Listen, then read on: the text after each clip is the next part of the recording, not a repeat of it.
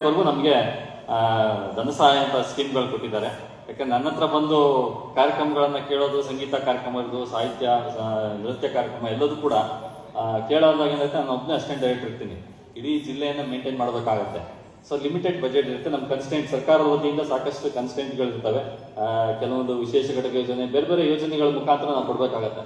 ಈ ಒಂದು ನಿಟ್ಟಿನಲ್ಲಿ ಸಂಘ ಸಂಸ್ಥೆಗಳಿಗೆ ಕೊಡುವಂಥದ್ದು ಕಾರ್ಯಕ್ರಮಗಳು ಈಗ ಅಪ್ ಟು ಆಗಸ್ಟ್ 20ನೇ ತಾರೀಕು ಕಾರ್ಯಕ್ರಮಗಳು ಬಂದಿದ್ದಾವೆ.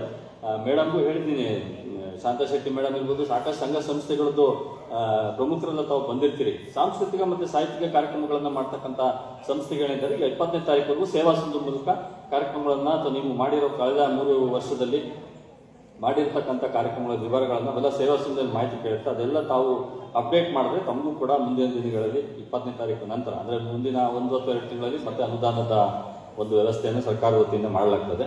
ಸೊ ಈ ಒಂದು ನಿಟ್ಟಿನಲ್ಲಿ ಸಪೋಸ್ ಡಾಕ್ಯುಮೆಂಟ್ಸ್ ವೇರಿಯೇಷನ್ ಇತ್ತು ಅಂದ್ರೆ ಇನ್ನೊಂದು ಸ್ವಲ್ಪ ಟೈಮ್ ಕೊಡ್ತಾರೆ ಅದ್ರ ಕರೆಕ್ಷನ್ ಮಾಡ್ಕೊಡೋದಕ್ಕೆ. ಯಾವ್ದಾದ್ರು ತಪ್ಪಾಗಿ ಮಾಡಿತ್ತು ಅಂತಂದ್ರೆ ನಮ್ಮ ಮುಂದಿನ ದಿನಗಳಲ್ಲಿ ನಮ್ಮ ಆಫೀಸಿಂದ ಫೋನ್ ಮಾಡಿ ಇಂಥದ್ದು ಅಪ್ಡೇಟ್ ಮಾಡಿ ಅಂತ ಹೇಳ್ತಾರೆ. ಅವಾಗ ಏನಾಗುತ್ತೆ, ನಮಗೆ ವಾಪಸ್ಸು ನೀವು ಕಳಿಸ್ಬೇಕಾಗತ್ತೆ. ಸಪೋಸ್ ಕಳಿಸದೇ ಇದ್ದಾಗ ಏನಾಗುತ್ತೆ, ಇಲಾಖೆ ಸರ್ ಸರಿಯಾಗಿ ನಮ್ಮ ಸ್ಪಂದನೆ ಮಾಡಲಿಲ್ಲ, ಕಾರ್ಯಕ್ರಮಕ್ಕೆ ನಮಗೆ ತಿಳಿಸ್ತಾ ಇಲ್ಲ, ಈ ಯೋಜನೆಗಳ ಸಾಕಷ್ಟು ಪ್ರಚಾರಗಳನ್ನು ಮಾಡಿದ್ರು ಕೂಡ ಈ ತರ ಒಂದರ ಇಲಾಖೆ ಬಗ್ಗೆ ಆಗಿರ್ಬೋದು ಯಾವ್ದು ಸ್ಪಂದಿಸ್ತಿಲ್ಲ ಅನ್ನೋ ಒಂದು ಮನೋಭಾವದಲ್ಲಿ ಇವನ್ ಪೇಪರ್ಗಳನ್ನು ಕೂಡ ಬರೀತೀರಿ, ಇಲಾಖೆ ಬಗ್ಗೆನೂ ಬರೀತಾರೆ, ನಮ್ಮ ಬಗ್ಗೆನೂ ಬರೀತಾರೆ, ಅದಕ್ಷ ಅಧಿಕಾರಿ ಅನ್ನೋದಕ್ಕೂ ಕೆಲವು ಪೇಪರ್ಗಳು ಬರೆದಿದ್ದಾರೆ. ಸೊ ಈ ಒಂದು ನಿಟ್ಟಿನಲ್ಲಿ ಕಾರ್ಯಕ್ರಮ ಈ ತರ ಸರ್ಕಾರದ ಮಾರ್ಗಸೂಚಿಗಳೆಲ್ಲ ಬಂದಾಗ ಅದನ್ನ ಒಂಚೂರು ಪಾಲನೆ ಮಾಡ್ಬೇಕಾದ್ರೆ ನಾನು ಸರ್ಕಾರದ ಪ್ರತಿನಿಧಿಯಾಗಿ ನಾವು ಅವೆಲ್ಲ ರೂಲ್ಸ್ ರೆಗ್ಯುಲೇಷನ್ಸ್ ಮಾಡ್ಬೇಕಾಗುತ್ತೆ. ನಾಳೆ ದಿವಸ ಆರ್ಟಿಟಿ ಸಮಸ್ಯೆ ಬಂತು ಅಂದ್ರೆ ನಾನು ಒಬ್ಬನೇ ಫೇಸ್ ಮಾಡ್ಬೇಕಾಗತ್ತೆ. ಈ ಒಂದು ನಿಟ್ಟಿನಲ್ಲಿ ಸರ್ಕಾರದ ದುಡ್ಡ ಪ್ರತಿ ಪೈಸಾ ಕೂಡ ಲೆಕ್ಕ ಕೊಡ್ಬೇಕಾಗತ್ತೆ. ಆ ಒಂದು ವಿಚಾರವಾಗಿ ಈ ಸಂದರ್ಭದಲ್ಲಿ ಹೇಳಕ್ ಒಂದು ಸೂಕ್ತ ಅನಿಸ್ತು. ಅದು ಕೂಡ ಈ ಒಂದು ಕಾರ್ಯಕ್ರಮಕ್ಕೆ ಬಂದು ಹೇಳಿದ್ದಕ್ಕೆ ನನಗೊಂಥರ ಹೆಮ್ಮೆ ಇದೆ. ಯಾಕಂದ್ರೆ ಕಾರ್ಯಕ್ರಮಗಳು ರೆಗ್ಯುಲರ್ ಶಿವಮೊಗ್ಗ ಮೈಸೂರನ್ನ ಬಿಟ್ಟರೆ ಸರ್ ತಾವು ಕೇಳ್ತೀನಿ, ಮೈಸೂರಲ್ಲಿ ಶಿವಮೊಗ್ಗದ ದಸರಾ ಅಂತ ಮೈಸೂರು ಬಿಟ್ಟರೆ ಶಿವಮೊಗ್ಗದಲ್ಲೇ ಮ್ಯಾಕ್ಸಿಮಮ್ ದಸರಾ ಒಂದು ವಿಜೃಂಭಣೆಯಿಂದ ಮಾಡಿ ಆನೆ ಸವಾರಿಯಿಂದ ಹಿಡಿದು ಎಲ್ಲದನ್ನೂ ಮಾಡ್ತೀವಿ ಸರ್. ಸಾಂಸ್ಕೃತಿಕ ಕಾರ್ಯಕ್ರಮಗಳು ಅಷ್ಟೇ ದೊಡ್ಡ ವೇದಿಕೆ, ಫ್ರೀಡಂ ಪಾರ್ಕ್ ಅಂತ ಸುಮಾರು 25,000 ಜನ ಸೇರಿದ್ರು ತುಂಬಿಸೋಷ್ಟು ದೊಡ್ಡ ವೇದಿಕೆಗಳಿದ್ದಾವೆ, ಅಲ್ಲೂ ಮಾಡ್ತಾರೆ.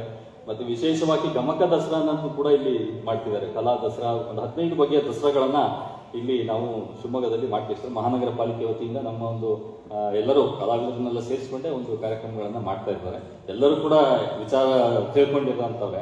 ಸೊ ಈ ಒಂದು ಸಂದರ್ಭದಲ್ಲಿ ಮತ್ತೊಮ್ಮೆ ಚಿರಂತನ ಟ್ರಸ್ಟ್ ಶಾಂತಾ ಶೆಟ್ಟಿ ಮೇಡಮ್ ಹಾಗೂ ಸಂಪೂರ್ಣ ತಂಡಕ್ಕೆ ಇಲಾಖೆಯ ಸಹಕಾರ ಇರ್ತದೆ. ಹಾಗೆ ಸಂಗೀತ ಪರಿಷತ್ತು ಸರ್ ಗೊತ್ತಿರುತ್ತೆ, ಮೈಸೂರಿಂದ ಇರ್ಬೋದು, ಮೈಸೂರು ಸುದರ್ಶನ್ ಕೂಡ ತುಂಬಾ ಆಕ್ಟಿವ್ ಆಗಿದ್ದಾರೆ. ಇಲ್ಲೂ ಕೂಡ ನಮ್ಮ ಕೈಲಾದ ಪ್ರಯತ್ನವನ್ನ ಮಾಡ್ತಾ ಇದೀವಿ. ನಾನೊಬ್ಬನೇ ಅಲ್ಲ, ಇಲ್ಲೆಲ್ಲ Shantha Shetty madam Chirantana trust head ಇದ್ದಾರೆ ಅಂದ್ರೆ ಅವರು ಒಬ್ಬರು ಅಸಿಸ್ಟೆಂಟ್ ಡೈರೆಕ್ಟರ್, ಅವ್ರ ಮುಖಾಂತರನೂ ಕೂಡ ಸಾಕಷ್ಟು ಕಾರ್ಯಕ್ರಮಗಳು ಮಾಡ್ತಾ ಇರ್ತವೆ.